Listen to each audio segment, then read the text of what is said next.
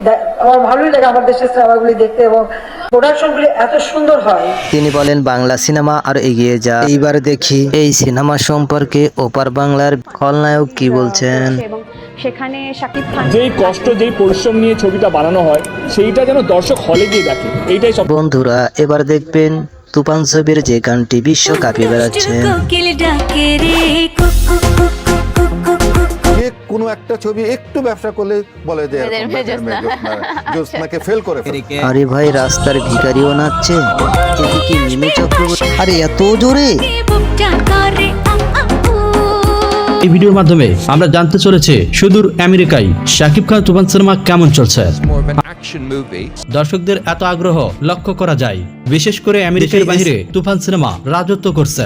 আমরা আমেরিকার বিভিন্ন থিয়েটার এবং সিনেপ্লেক্সের তথ্য নিয়ে জানতে পেরেছি হাউসফুল গেছে, আর এর মাধ্যমে দর্শক জনপ্রিয়তায় শাকিব খান তুফান সিনেমা আগের সকল সিনেমা।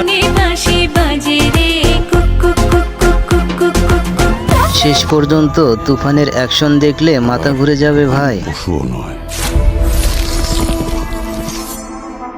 তুফান যা হতে চলেছিল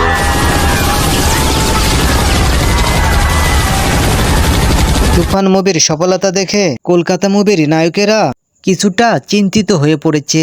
জিৎ মিডিয়াকে এটাই বোঝাতে চাচ্ছেন যে থেকে নেমে যাবে, এতে করে সেই ব্যবস্থাই করছে এখন কলকাতার জনপ্রিয় এই সুপারস্টার দেব। জানাচ্ছে তুফান এখন দুই বাংলার মোস্ট হাইপেড মুভি, সেটার সাথে ক্লাস দিয়ে আরেক সুপারস্টার প্রসেনজিৎ জানায় তুফান অবশ্যই ভালো সিনেমা, তবে সেটা আমাদের কলকাতা ইন্ডাস্ট্রিতে তুফান মুক্তি পেলে সিনেমা হলগুলোতে ঝড় বয়ে যাবে, তারপর চিন্তা করা যাবে তুফান মুক্তি দেওয়া যাবে নাকি যাবে না।